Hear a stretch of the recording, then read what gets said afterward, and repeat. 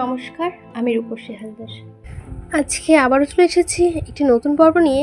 পড়ছি অবরুদ্ধ নিশীথ। লেখনীতে রয়েছেন তেজস্মিতা মুর্তজা। পর্ব 20, প্রথমাংশ। বিল্ডিং থেকে বেরিয়ে এলো ওরা। তখন ঈশার আজান পড়ছিল চারদিকে। কুয়াশাচ্ছন্ন প্রকৃতি, ঠান্ডায় অন্তুর থরথর করে কাঁপছিল শরীরটা, কিন্তু চেহারার উদ্দীপনাহীন। ক্ষতবিক্ষত আমজাদ সাহেবের অবচেতন বিশাল দেহটা বহন করার মানসিকভাবে ক্ষতবিক্ষত অন্তুর পক্ষে অসম্ভব। আমজাদ সাহেবের এখন পুরোপুরি অচেতন। সিঁড়ি দিয়ে যখন ওনাকে নামাচ্ছিল জয় বলল, এখানে নিয়ে আসার অল্পক্ষণ আগেই হয়তো ড্রাগস দেওয়া হয়েছে ওনাকে। অন্তু তাকায় না, তার ভয় হচ্ছে জয় এখন তাকে কোথায় নিয়ে যাবে।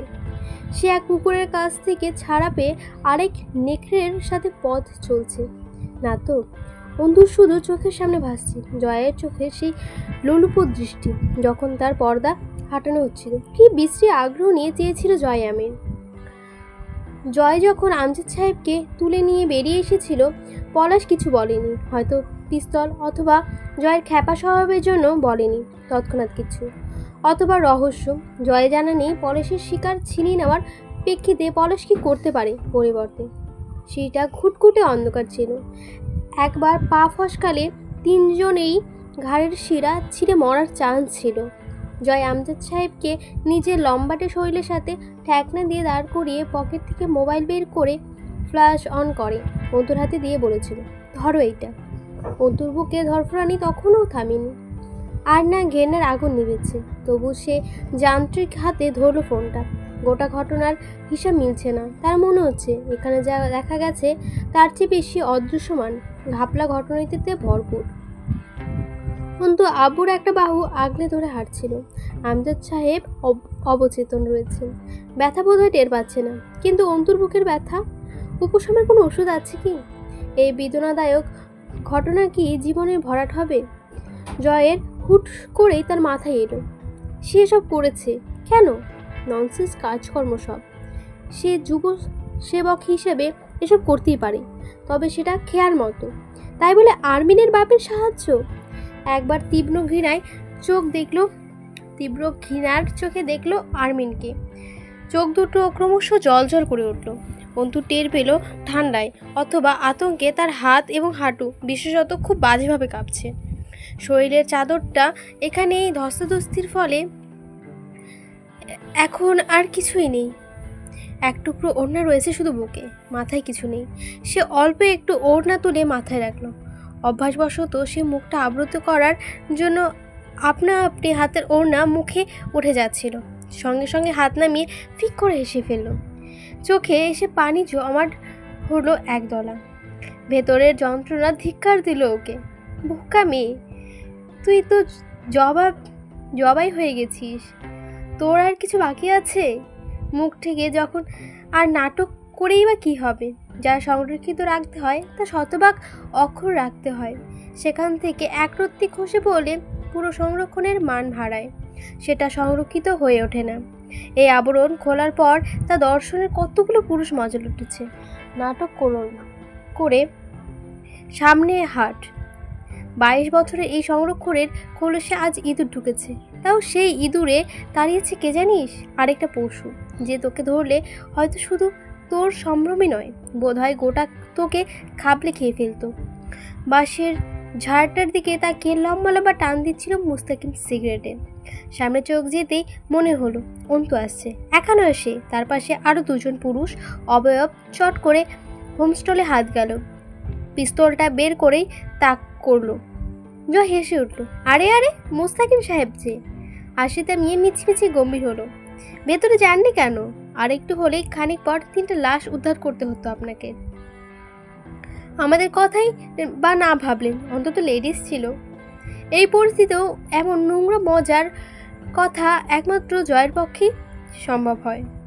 অন্তুর দিকে তাকিয়ে মুস্তাকিনের মুখ কালো হয়ে এলো। পর মুহূর্তে দ্রুত আমজাদ সাহেবকে আগলে নিয়ে জয়ের কাছ থেকে দাঁড়ালো। অন্তুর মুখটা মুস্তাকিন দেখলো এই প্রথমবার। ক্ষণকাল চোখ ফেরালো না। জয় সিগারেট ধরিয়ে একপাশে গিয়ে দাঁড়ালো।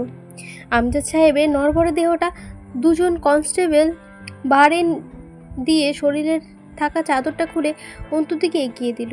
অন্তু যন্ত্রের মতো হাত বাড়িয়ে চাদরটা নিয়ে গায়ে জড়িয়ে নেয়। মোস্তাকিন প্রায় রুদ্ধ কণ্ঠে বলল, মুখ ঢেকে নিন অন্তু, এখানে কি হয়েছিল পরে শুনবো। অধিকার বোধ অথবা কর্তব্য যাই হোক ছিল মুস্তাকিনের স্বরে। জয় মুস্তাকিনকে বলল, তো যান তাহলে, আমার গাড়ি আসবে, ভিআইপি লোক তো। চোখ মারল কথা শেষে।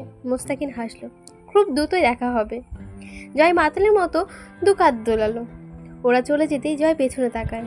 পুরনো দোতলায় রুফটপ থেকে পলাশের জল জলে চোখ দুটো যেন জয়কে দেখছিল। পুরো দল সহ দাঁড়িয়ে দেখছে এদিকের কাণ্ড। আমজাদ সাহেবকে একটা প্রাইভেট হাসপাতালে ভর্তি করলো মুস্তাকিন। সে লোক পাঠিয়েছে রাবেয়াকে আনতে। রাত 10টা বাজবে। বন্ধু বসেছিল বেঞ্চের ওপর। বেশ কিছুক্ষণ নির্লজ্জের মতো দেখলো মুস্তাকিন মেয়েটাকে। আসলে যা সহজে পাওয়া যায় না তা হুট করে পেলে মানুষের আগ্রহ পেয়ে বসে। মুস্তাকিনও রেহাই পেল না সে আগ্রহ থেকে। অন্তুকে দেখা যায় না, আচ্ছা যাচ্ছে, যদিও বিষয়টা মুস্তাকিনের ভালো লাগছিল না। ধীরে হেঁটে এসে অন্তুর পাশে বসলো। রক্ত শুষে বেরিয়ে গেলে মানুষের মুখের বর্ণ বোধহয় অন্তুর মতো হয়। প্রাণ নেই মুখে, উদ্দীপনার বড্ড অভাব। হাঁটুর ওপর দুহাত একত্র করে থুতনিতে ঠেকিয়ে আনমনে চেয়ে আছে। অন্তুর দেহ সেখানে বসা ছিল। তার নজর ছিল না এই জগতের কোথাও।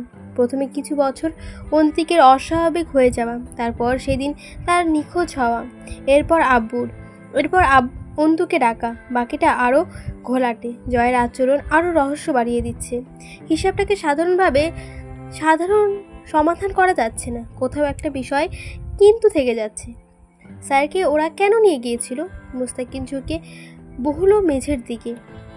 কথা বলতে ইচ্ছে করছে না। একরক্ষার মতো বলে উঠল মুস্তাকিন, আপনার ইচ্ছেটাকে প্রাধান্য দিতে ইচ্ছে করছে না আমার। বলুন। অন্তু সেই নিজস্ব স্বরের কিছুক্ষণ পরে বলল, ইচ্ছে দুজনেরই দুটো। কারটার প্রাধান্য দেব? আমারটাকে? এই পর্যায়ে জলদি বলল মুস্তাকিন। জোর করছেন? চোখ তুলে তাকালো অন্তু। মুস্তাকিন চমকে উঠল। ভয়ানক সেই চোখ লাল টকটকে হয়ে আছে। এক ধরনের জেদ ও যন্ত্রণার সংমিশ্রণে ভরপুর। সে ভাববেই না কি হয়েছিল ওইখানে। একটু থেমে অপরাধীর মতো বলল, আমার উচিত হয়নি সময় 1 ঘন্টা দেওয়া। আমি ভাবছিলাম সাধারণ কিডন্যাপিং কেস। গিয়ে কি করতেন? কিছুই করার ছিল না বলে মনে হয় আপনার? এক হাতে মার্ডারও করেছি ম্যাডাম। যখন উপরমহল থেকে ঘুষ খেয়ে আমাকে অর্ডার করা হয়েছিল তোমার নষ্ট করে আসামি ছেড়ে দিতে, রাতের অন্ধকারে লাশ বানিয়ে ছেড়ে দিয়েছি আসামিদের।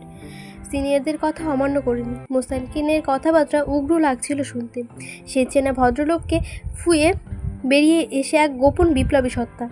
অন্তু কথা বলো না। তার নিজের কথা ভাবার অবকাশ নেই মস্তিষ্কে। সবটুকু জায়গায় ভিড়ে আছে আব্বুর কান এসি সিগারেটের পোড়া ক্ষত।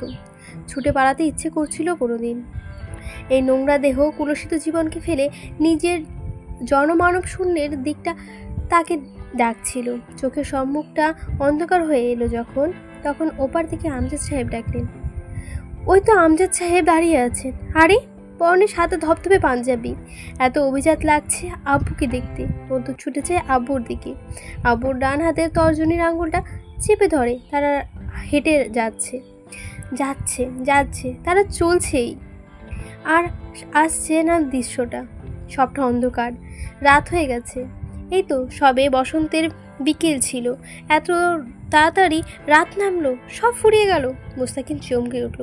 ধপ করে পড়ে গেছে অন্তুর শরীরটা বেঞ্চ থেকে উপুর হয়ে।